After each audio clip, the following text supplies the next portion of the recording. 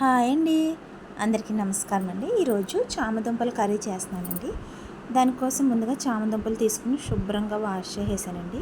తర్వాత ఈ కుక్కర్లోకి తీసుకుని కొంచెం వాటర్ వేసానండి. శుభ్రంగా కడిగేసిన తర్వాత చూడండి, ఇందులో ఇసుక లాంటిది ఉంటుంది కదండి, మట్టి లాంటిది. కుక్కర్లో అయితే పెట్టానండి. 2 విజిల్స్ వచ్చాక ఆపేసాను.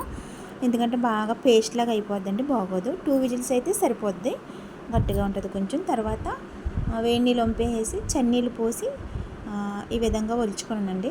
ఈ విధంగా దుంపలన్నీ ఒలుచుకుని ప్రక్కన పెట్టుకున్నాను. తర్వాత గ్యాస్ ఆన్ చేసుకుని బాండీ పెట్టుకుని ఆయిల్ వేసుకున్నానండి. హీట్ అయ్యాక ఈ చామదుంపలను కూడా వేసి కొంచెం లైట్గా పసుపు వేసి ఫ్రై చేస్తున్నానండి.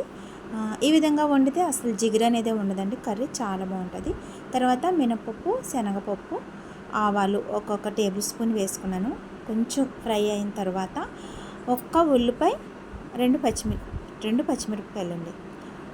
ఫస్ట్ పచ్చిమిరపకాయలు వేసాను. తర్వాత ఒక్క ఉల్లిపాయ వేస్తున్నానండి. చామదుంపలు ఫ్రై చేయను కదా, అది కొంచెం జిగురు లాంటిది ఇలా అంటేసుకుంది గిన్నెకి.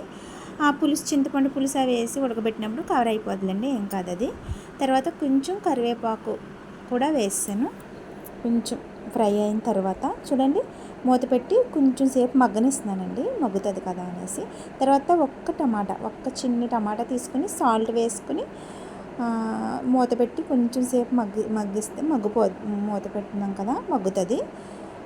చూడండి, ఈ విధంగా కొంచెంగా మగ్గిన తర్వాత ఇప్పుడు ఇందులోకి కొంచెం కారం అండి, తగినంత కారం వేస్తున్నాను. చూసారా, కారం వేసాను. తర్వాత చింతపండు నానబెట్టుకుని పక్కన పెట్టుకున్నానండి. చింతపండు ఆ రసం కూడా ఇందులో పోసేస్తున్నాను, చింతపండు రసం. తర్వాత వేయించి ప్రక్కన పెట్టుకున్నాను కదండి చామదుంపలు, అవి కూడా వేసేస్తున్నాను. ఇవి చిన్నగా ఉన్నాయనేసి దుంపల్లా ఉంచేసాను. పెద్దవైతే ముక్కల్లాగా కట్ చేసుకుని వేసుకోండి, చాలా బాగుంటుంది. ఈ విధంగా ట్రై చేయండి, చాలా బాగుంటుందండి. ఎప్పుడన్నా కాకపోయినా అప్పుడప్పుడైనా సరే ఈ కర్రీ వండుకోవడానికి ట్రై చేయండి, బాగుంటుంది. చూసారా, ఉడుకుతుందండి, ఉడకనివ్వాలి. చింతపండు పులుపు, కారము ఇవన్నీ పట్టాలి కదా అవి చామదుంపలకి. ఒక 5 to 10 మినిట్స్ ఉడికినిస్తే చూసారా ఎంత బాగుందో, కలర్ఫుల్గా. కారం అయితే కలర్ఫుల్గా ఉంటుంది, చాలా చక్కగా పుల్లగా, అంత పులుసులా కాకుండా అంత గ్రేవీలా మీడియంగా చాలా బాగుంటుంది. దుంపను నంచు పెట్టుకుని చక్కగా తినేయచ్చండి, చాలా బాగుంటుంది. ఈ వీడియో కనుక మీకు నచ్చినట్లయితే చిన్న లైక్ ఇవ్వండి ఫ్రెండ్స్. మరిన్ని వీడియోస్ కోసం నా ఛానల్ని సబ్స్క్రైబ్ చేయడం మర్చిపోకండి.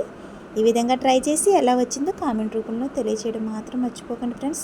నిజంగా ఈ విధంగా ట్రై చేయండి ఫ్రెండ్స్, చాలా బాగుంటుందండి. చూసారా, మీడియంగా ఉంది, పులుసు కూడా చక్కగా బాగుంటుందండి, చాలా కలర్ఫుల్గా ఉందండి. ఎప్పుడైనా చామదుంపలు తీసుకొస్తే ఈ విధంగా ట్రై చేయండి, బాగుంటుందండి. Thank you for watching this video. Bye friends.